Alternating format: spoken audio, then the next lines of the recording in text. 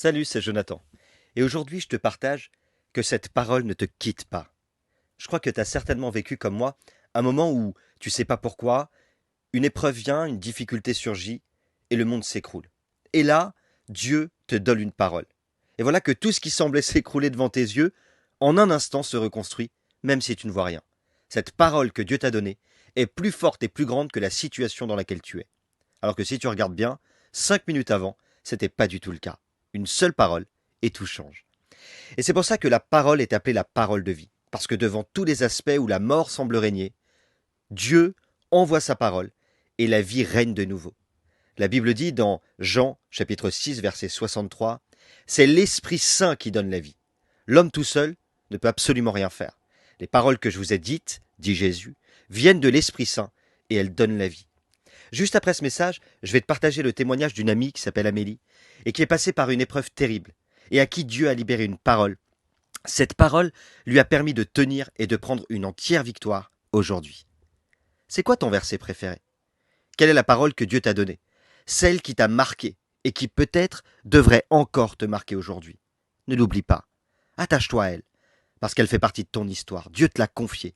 C'est une parole dans laquelle se trouve vraiment la vie, pour t'encourager, pour que tu puisses persévérer, comme une arme dans tes mains. Alors quelques petits conseils ce matin. Si quelque chose que tu avais vaincu revient, rappelle-toi le verset de vie que Dieu t'a donné. Si alors que tu marches sur ton chemin, il semble que quelque chose veut te mettre au large, à l'écart, rappelle-toi le verset de vie que Dieu t'a donné. Si tu traverses de nouveau une épreuve, et pourtant tu l'avais déjà passée, et d'un seul coup tu sais pas pourquoi, la crainte revient, elle t'envahit, rappelle-toi le verset de vie que Dieu t'a donné.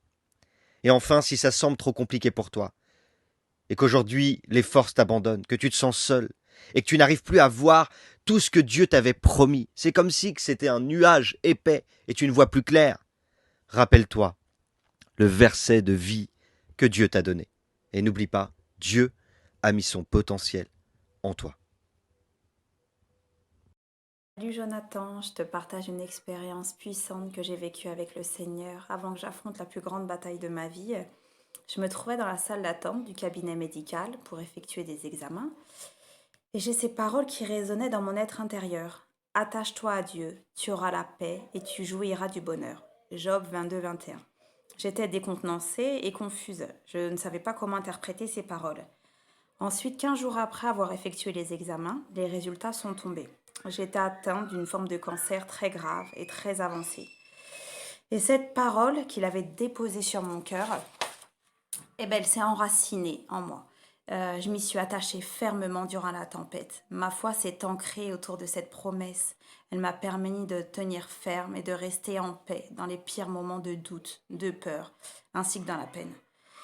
Et puis la crainte du retour de la maladie est revenue. Des examens ont donc été nécessaires et cela prend plusieurs jours pour obtenir les résultats. Alors, de nouveau, ma paix était mise à l'épreuve, mon âme était troublée. Me voilà ouvrant l'application Passe le mot sur le top chrétien et le message du jour était attache-toi à Dieu, tu auras la paix et tu jouiras du bonheur. Quelle grâce et quel privilège d'avoir un Dieu plein de compassion au contrôle de nos vies. Dans ma faiblesse, j'ai expérimenté la puissance de Dieu qui bannit l'inquiétude et la peur, et il m'a permis de marcher par la foi et non par la vue, en dépit des circonstances que je traversais.